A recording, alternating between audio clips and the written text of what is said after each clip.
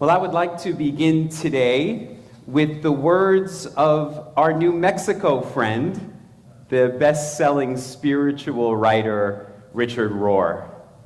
When he was interviewed by Oprah Winfrey last year on her Super Soul Sunday TV show, Father Rohr said this. He said, "Jesus was not killed by evil men.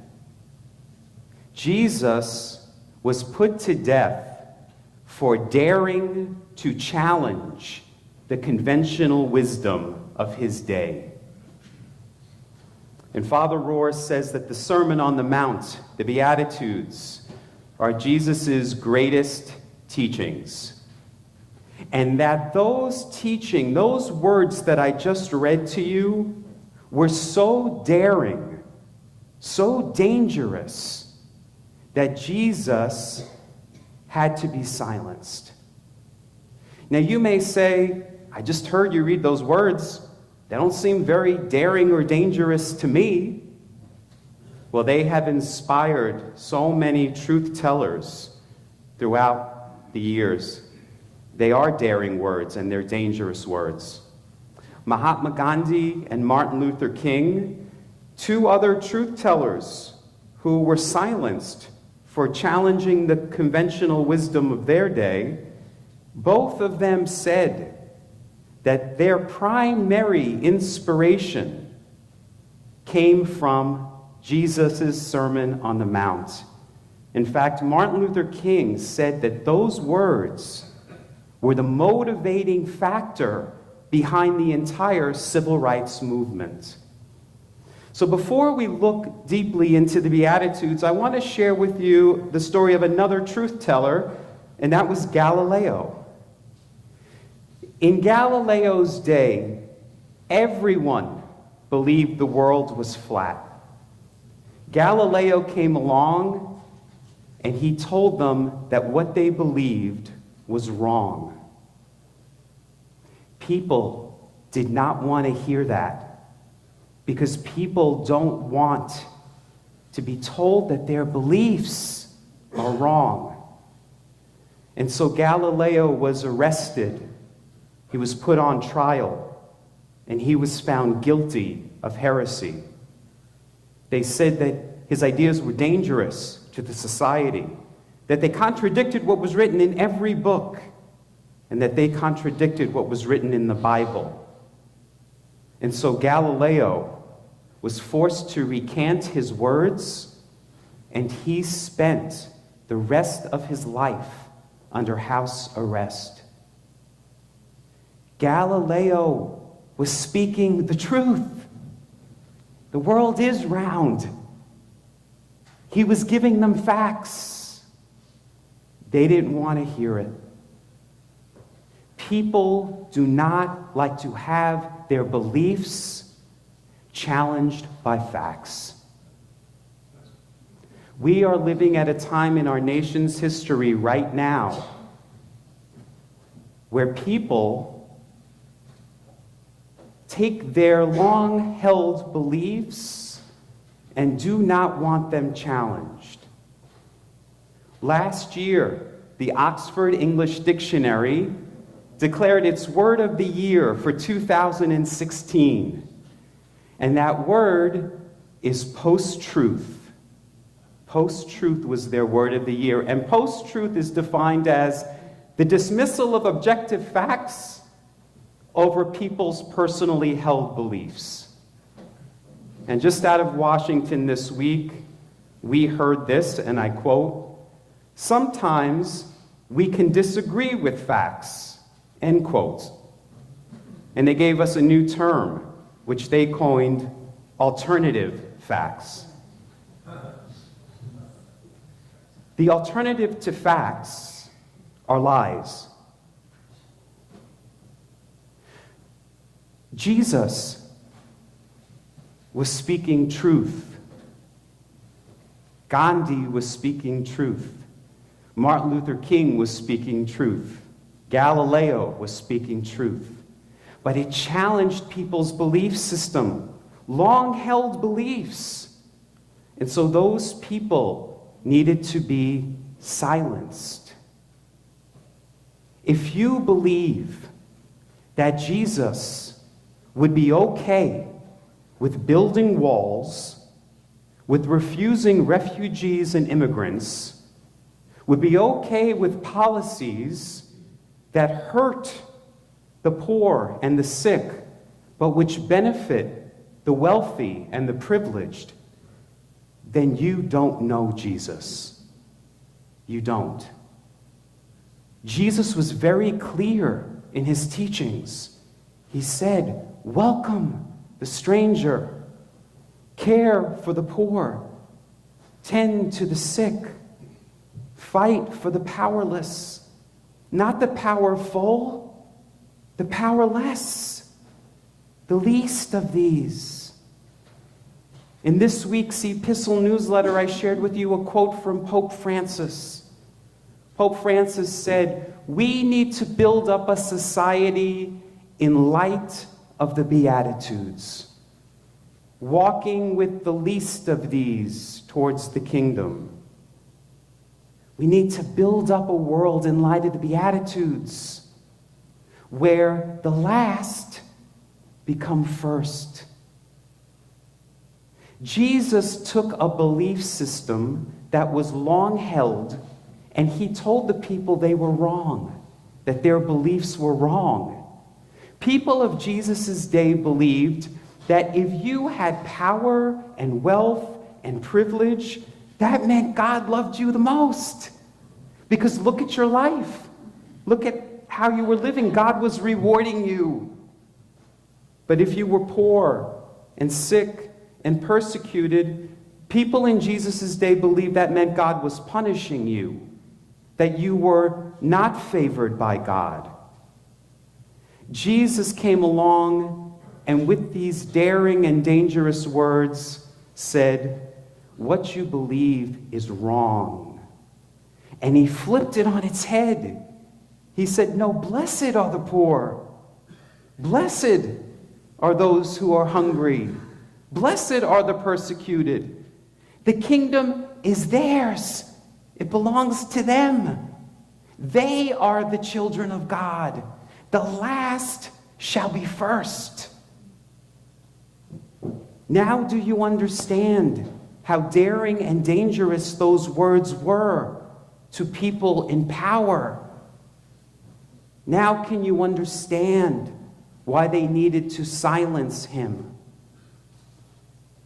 He called us to build a world where the last are given first priority, where the least of these are given our most attention. Most people don't want to hear that message. They don't. It requires a lot from us. But that's why Jesus' message is so daring and it is so challenging. So here we are. We are living at a time where people's beliefs are superseding facts. You can believe all you want that the world is flat, and you have every right to your belief, but you're wrong. You can believe all you want that climate change is a hoax, and you have every right to believe that, but you're wrong. And you may say, Pastor Sal, we can't tell people their beliefs are wrong. That's not very nice. That's not very Christian. That's what Jesus did. He told people their beliefs were wrong. He said, everything you believe is wrong. That's why they killed him. We, as Christians, as people who are to do what Jesus did, we have to continue to be truth tellers. We have to continue to speak for what is right, even if we face what Jesus faced. So, what did Jesus mean by telling us that we should rejoice and be glad if all of this happens to us? Well, let's go a little bit deeper. In our words of integration and guidance, we heard about a group called the Jesus Seminar. That might be not very familiar to some of you. The Jesus Seminar was a group of about 150 theologians, biblical scholars from all over the world, who gathered together in the 1980s and 90s to find the facts about Jesus and the gospel. Not the belief systems that have been passed on by the church for years, but the facts. And what they discovered was that the church had all of the Aramaic Bibles destroyed. We know that Jesus and his followers spoke Aramaic. And so the Jesus Seminar took the Gospels, and as you saw in your words of integration, the fifth Gospel, the Gospel of Thomas, which the church decided not to include in the Bible, and they translated it back into Jesus' original Aramaic. Most of us growing up in the church, when we heard the Beatitudes, we thought it meant, well, right now, if you're poor or sick or being persecuted, rejoice and be glad, because when you get to heaven, after you die and you get to heaven, you're going to be rewarded.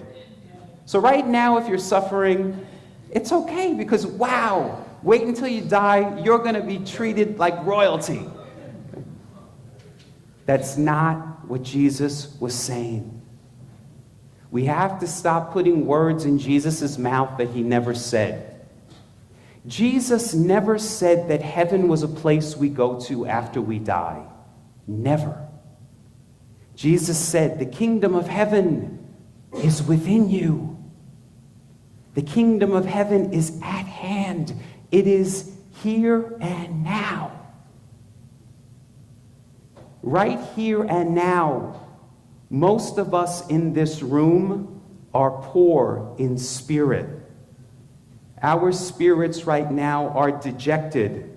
They're low. We're disgusted and disappointed. And in Aramaic, Jesus says, congratulations.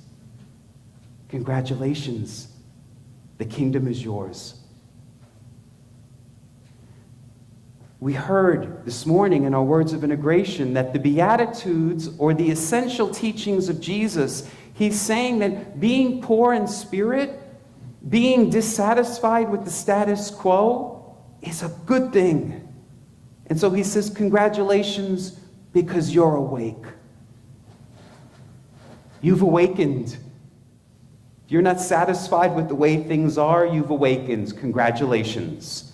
And now you will bring about the kingdom. Now you will do the work to make sure that the last are given first priority, and that the least of these are given your most attention. So congratulations, you're building the kingdom. That's what it means. It has nothing to do with, oh, you're suffering right now, you're going to get a great reward when you die. It's saying you're suffering right now, congratulations, because you're working towards the reward now. You're building the world. Now, I told you this last year at this time. I said, and I still believe it, I said, we are living at such an exciting time in history. In just our lifetime, we have seen more and more people being invited to the table. More and more people being included. More and more people living lives of freedom. It's happening.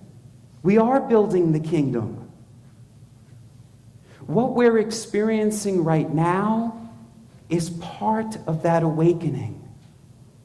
There are people that still need to awaken.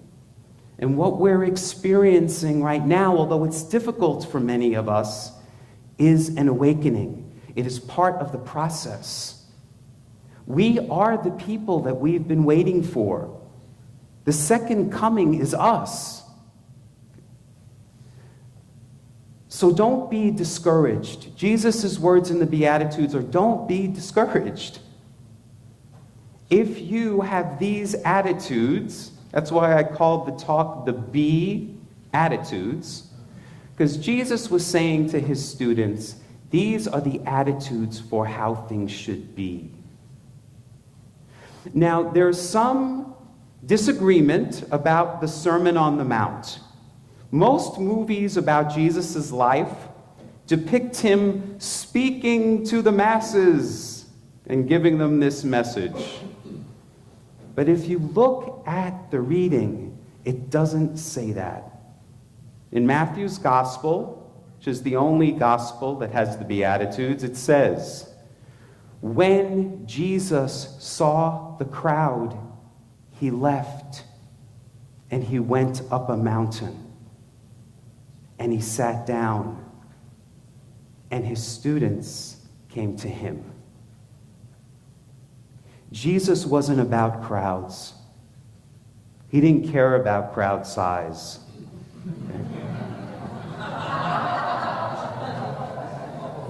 Jesus did what he often did, is when crowds gathered, he left.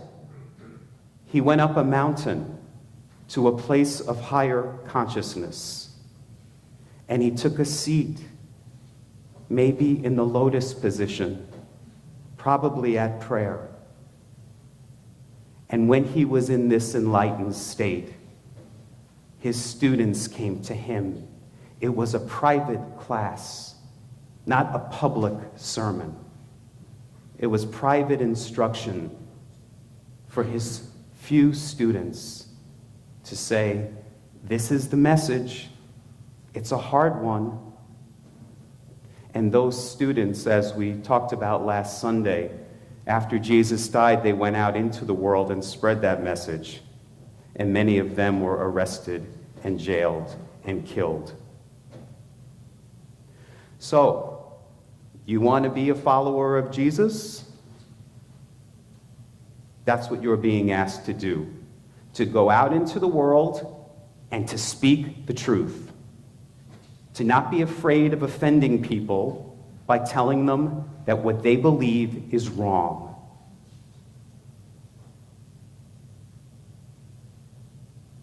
We can do this with peace, love, and kindness. We have seen that with every protest this past week. People have spoken the truth with peace, love, and kindness. So, our role right now in the evolution of people's consciousness is to share with them the message of Jesus, to share with them the Be attitudes. Be merciful, be kind, be gentle, be peace, be glad. When we do this, we work to bring about the kingdom of heaven here on earth. And that's a world that works not just for some people, but for all people. Namaste.